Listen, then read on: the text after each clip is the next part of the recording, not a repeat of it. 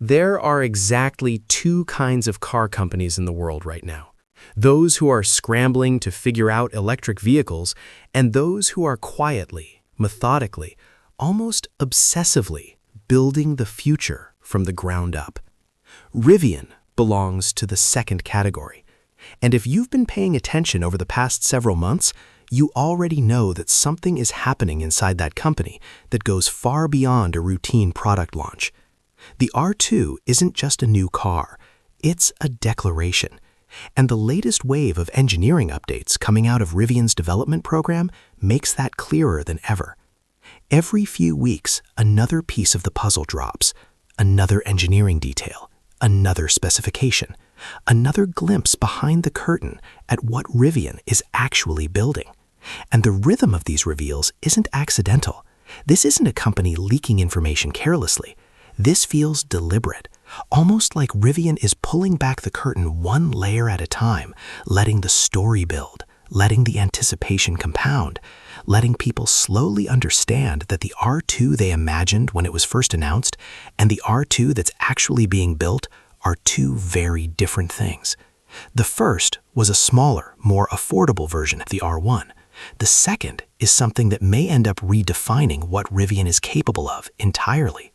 So let's get into it, because the details that have emerged recently deserve more than a headline. It started with an engineer named Matt, not a press release, not a carefully polished marketing event, an engineer speaking directly, showing real hardware, walking through a real component that will live inside every R2 that rolls off the production line. The component he revealed carries a name that only Rivian could come up with. They call it the Treehouse. And the moment you hear that name, you understand something about this company's culture. It's quirky, it's confident, it refuses to take itself too seriously, even when the engineering underneath is deadly serious. The Treehouse fits that perfectly, because behind the playful name is one of the most consequential pieces of engineering in the entire vehicle. The Treehouse is a die-cast module, a single, unified structure that consolidates what would traditionally be a scattered collection of separate components into one tightly integrated unit. Inside this one assembly, Rivian has packed high-voltage electronics, a rear zonal controller, a battery pack contactor, DC to DC and DC to AC converters, and the onboard bidirectional charger. All of it in one place. That alone tells you something about the philosophy driving the R2 program. Where the R1 was built by assembling many individual parts, the R2 is being built by asking a different question entirely. What if we didn't need all those separate parts in the first place? Now, if your eyes started to glaze over at that list of components, stay with me, because buried in that list is one feature that genuinely changes what a vehicle can be: bidirectional charging. Two words that don't sound like much until you think about what they actually mean in practice. A car with bidirectional charging isn't just a vehicle that consumes energy, it's a vehicle that can give energy back. Back to your home when the power goes out, back to another electric vehicle stranded on the side of the road, back to a campsite where you want to run a coffee maker, a projector, a set of lights, power tools, anything. The R2 with bidirectional charging becomes a 75 or 80 kilowatt-hour battery on wheels, and that battery is available to you in every situation where power matters, not just when you're driving. This is not a gimmick. Ford proved that with the F-150 Lightning, which became a genuine lifeline for owners in areas hit by major storms and grid failures. People ran their homes off their trucks for days. The same principle applies here, except Rivian is embedding this capability directly into the architecture of a vehicle that's designed to go places where the grid doesn't reach. For the adventure-focused customer Rivian has always targeted, this isn't a bonus feature. It's core to the entire value proposition. And the fact that it's built into the Treehouse, which itself doesn't exist anywhere in the R1 lineup, tells you this isn't a feature Rivian bolted on at the last minute.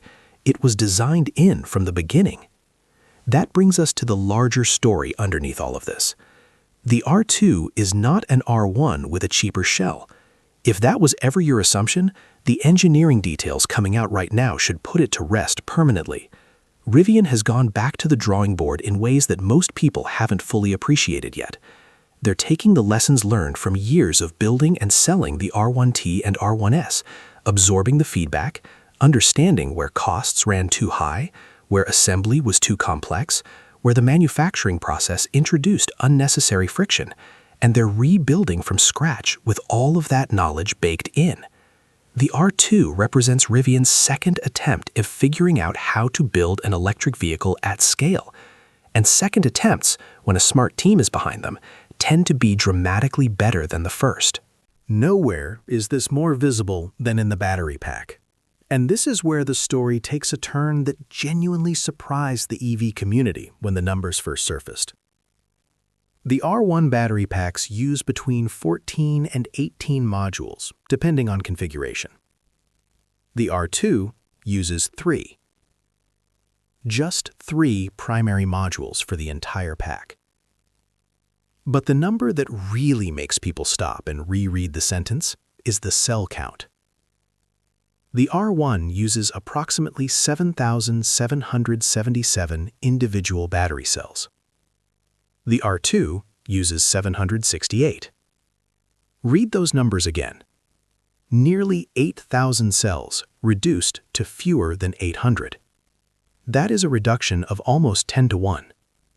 And the way Rivian achieved that reduction is by moving to a fundamentally different cell format, one they call the 4695 cell. The naming convention here is straightforward once you know it. 46 refers to the diameter in millimeters. 95 refers to the length in millimeters. Compare that to Tesla's well-known 4680 cell, which shares the same diameter but is noticeably shorter. Rivian's 4695 cells are longer, which means more energy per cell, which is exactly why you need so many fewer of them to fill a pack. But the more interesting detail is how Rivian is using these cells within the pack structure itself. Rather than treating the cells purely as an energy storage component that needs to be surrounded by a separate structural framework, Rivian is using the cells as a structural element. The cells contribute to the rigidity of the pack. The pack contributes to the rigidity of the vehicle. It's an integrated design philosophy that removes weight, removes parts, and removes cost simultaneously. And here's why that matters beyond the engineering. Fewer cells means fewer welds.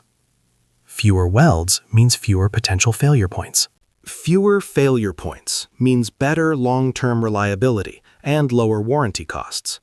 Fewer components in the pack means faster assembly on the production line, which means lower labor costs per vehicle, which means Rivian can either improve its margins or pass savings on to the customer, or both.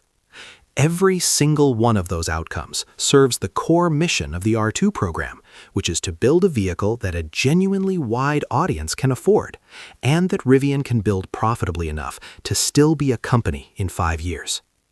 Rivian has already built enough 4695 packs to install in early R2 prototypes. That detail is easy to gloss over, but it's worth pausing on. These aren't renders. These aren't CAD models sitting on a server somewhere. These are physical battery packs, assembled from a new cell format, installed in real vehicles that are being driven and tested right now.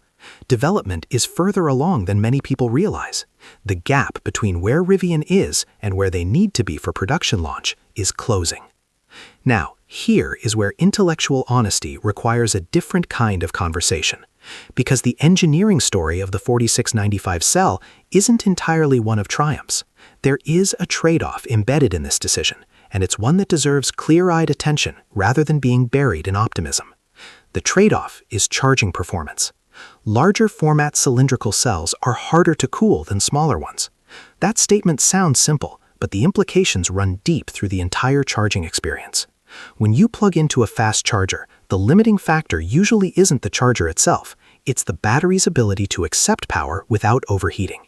Thermal management is what separates a vehicle that can charge at 250 kilowatts and hold that rate for 20 minutes from one that hits 200 kilowatts briefly and then tapers down aggressively to protect the cells. Smaller cells packed tightly together, allow cooling channels to reach thermal contact with a larger surface area of the battery. More contact means more efficient heat removal.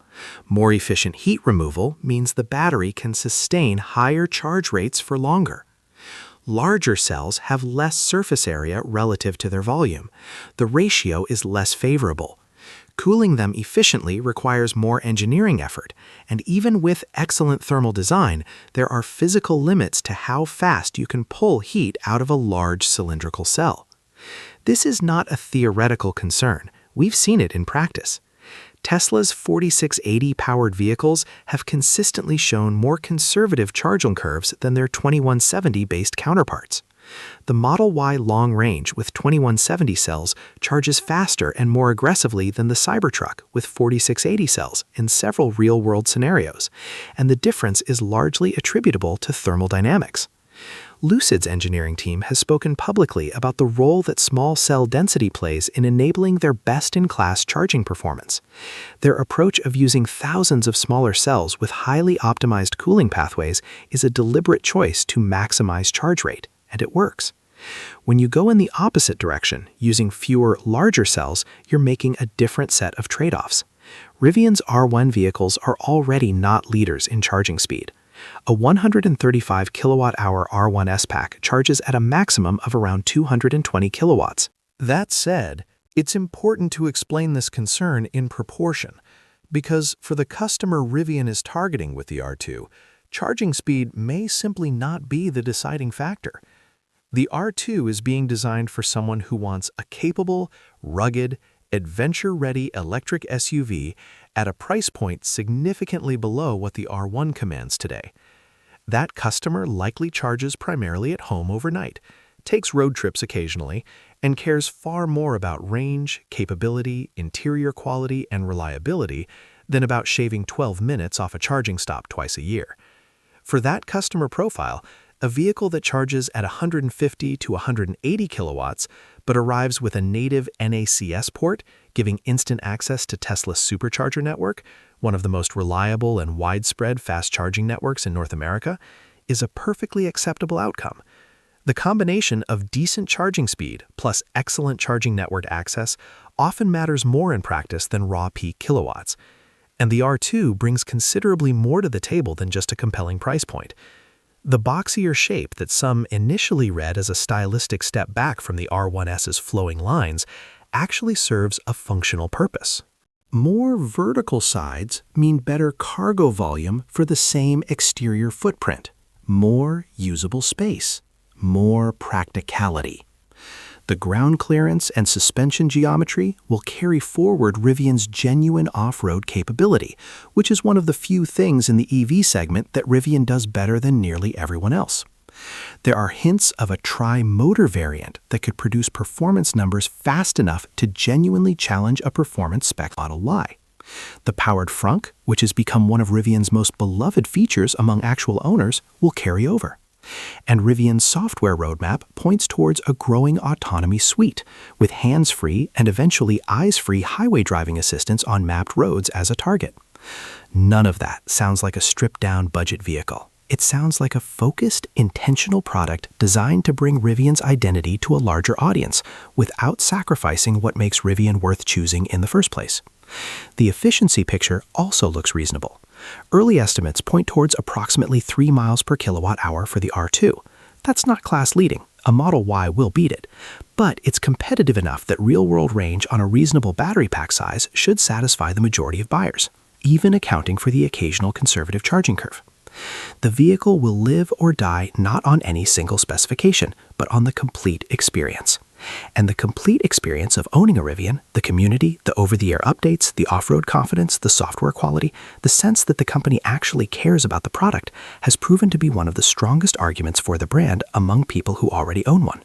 What's happening with the R2 right now, through these engineer-led reveals and specification drops and component previews, is Rivian showing its work, showing that this vehicle was built with genuine ambition, that the decisions made in its engineering reflect real priorities rather than random choices.